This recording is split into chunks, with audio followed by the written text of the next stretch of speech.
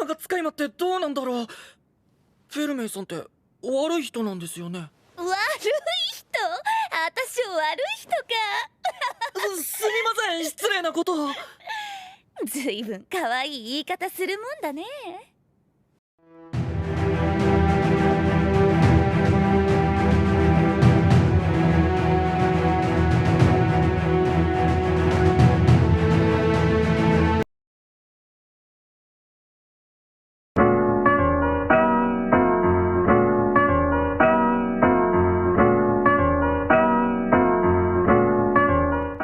Nope.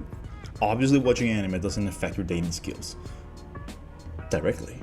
So then, why is there this stigma of anime fans being always lonely, virgins, and creepy around women? Is it all fake? Well, not exactly either. But let's clear one thing first. Anime is just another form of entertainment, just like movies, sports, video games, series, etc. To some, it has stronger emotional attachment than others. But usually when you take a look around, you realize that gamers and anime fans are usually in their own bubble. And anime fans in particular are seen as these very introverted, random, weird guys that have no idea how to speak to people. But that's not because of anime. Anime is just there to entertain people. It provides amazing visuals, stories, characters, worlds, fan service for the audience. But I found two things that kind of explain why there's this image of the anime fandom, so let's check them out. Believe it or not, talking to people is actually a skill, and to some, it's way easier than others. How many of us do we know a person that as soon as they start speaking, they have our full attention and we're totally invested in whatever they're saying, no matter if all they're talking is garbage? On the other side, you have people that get nervous when reaching to others and can barely speak in a coherent manner. And like any other skill, talking to people can be practiced and improved. And for men specifically, you can get way better at talking to women. The more you talk to them, the easier it'll be to create smooth conversations, and when you're comfortable, you feel confident. And in dating, confidence is a big deal. It's very easy for people to notice that you're nervous or freaked out, and generally speaking, women tend to like confident men. So, what does anime have to do with any of this? Well, it's kind of simple.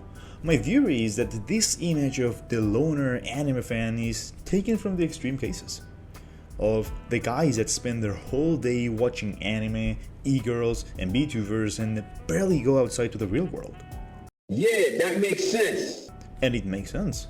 If all their interaction is purely digital and with people that probably won't meet in real life, as well as only watching women that are only presenting a character but not their real selves, then yeah, it's totally logical that these people will act weird and cringe to a regular girl, simply because they don't have that social experience. And without getting too scientific here, a lot of these people are probably using anime as a way of escaping a reality that they're most likely not enjoying for personal matters, but it's not like if you start watching anime you'll transform into a cringe lord. You may very well be one without anime. If you think about it, watching anime, streams, or reading manga, all these activities take place indoors. Still, to this point, the general community tend to consume this content on their own. I personally prefer watching anime by myself, not because I'm ashamed of sharing it with others, but I just like to experience it alone. And a lot of people share this behavior. And when you spend too much time consuming content, not just anime, secluded at home, then obviously your social skills will be quite miserable. And anime fans in particular, you can call them otakus, weebs, simps, or however you want, are easily targeted by the masses simply because their likes are completely different than the average person. Just recently, anime has become a little bit more mainstream, with big platforms like Netflix and Amazon showcasing certain anime in their streaming services, but it's still quite a niche hobby. The anime community certainly stands out from your average person. Colored hairs, uncommon clothing styles, very specific behaviors and language, and just like anything else, people don't like someone who's different than the rest for whatever reason. And as soon as they see an outlier that fits that same otaku mold, they'll jump straight into generalizing the whole group. I have a ton of friends that are hardcore anime fans, have their waifu posters, are up to date with whatever animes are out, and all of them have had at least a girlfriend in their lives. Some are currently in a relationship, and others are single, but anime has done nothing negative in their social skills. They can easily go out and hang in crowded places, although to be fair, they don't enjoy them that much, and neither do I, but that's just a personality trait. If anything, anime has helped a couple of my friends to become better persons, inspiring them to become a little bit more manly, or do some exercise, earn some self-esteem and confidence, take more care of their looks. I mean, if you put attention into anime stories, you can positively gain a lot from them.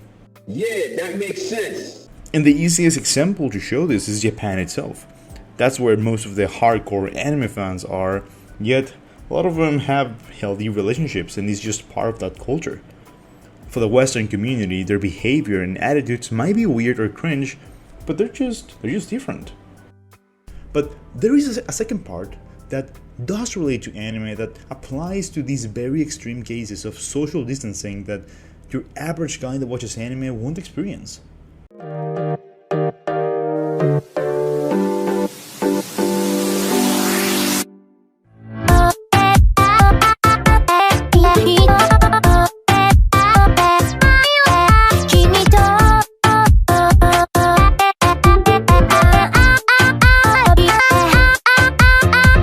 Female characters in anime are just taking over.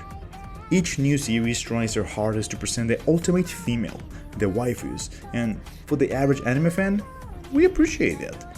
They have great stories, designs, personalities, and when the show is over, we move on to the next one. If a character was really good, we'll remember her and put her in our waifus tier list and all that stuff just for fun. But again, in these extreme cases, there's people out there that believe that women like these waifus are real, and they're not. What? What the fuck? That's the appeal to them. These ideal, Giga Stacy, beautiful can-do-it-all girls are just for fun. Obviously, women are not perfect like these characters, and neither are we as men. And it's very obvious for us, but trust me that I've met quite a bit of guys that have some personal issues here and there, and yeah, they're not paying attention to any woman, because in their words, none of them are like their favorite waifus. And social media doesn't help either. With more and more women realizing the huge amount of single desperate men out there that are into anime, they will obviously capitalize in that huge market by doing cosplays, streams, and videos pretending to be this perfect woman that behaves similar to an anime waifu. And not all women do this, obviously, and it's not with ill intentions, but for sure there's a lot of them. And can you blame them? Well, not really.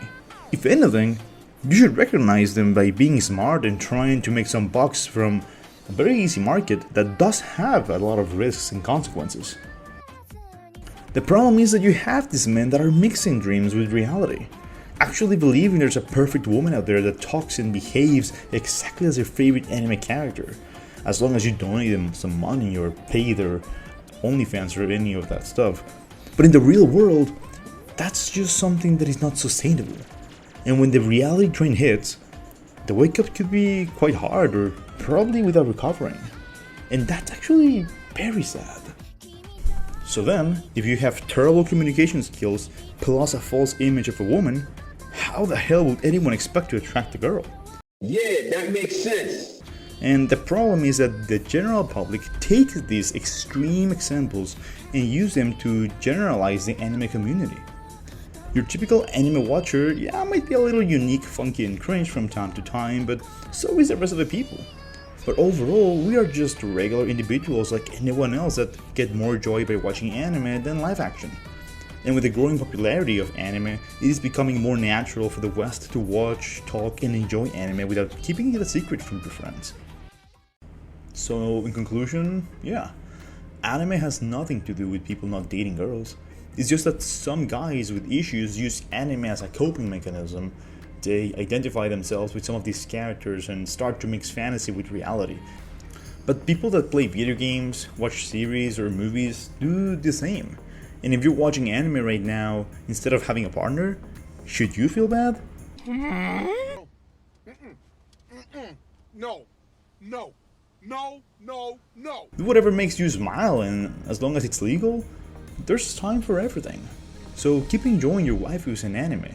Just have balance. To me personally, anime has never been in the way of dating. Just that sometimes I do have to be careful of mentioning it, because to some women it's a deal breaker, and I think that'll be a thing for a couple of more years until anime is widely accepted by people.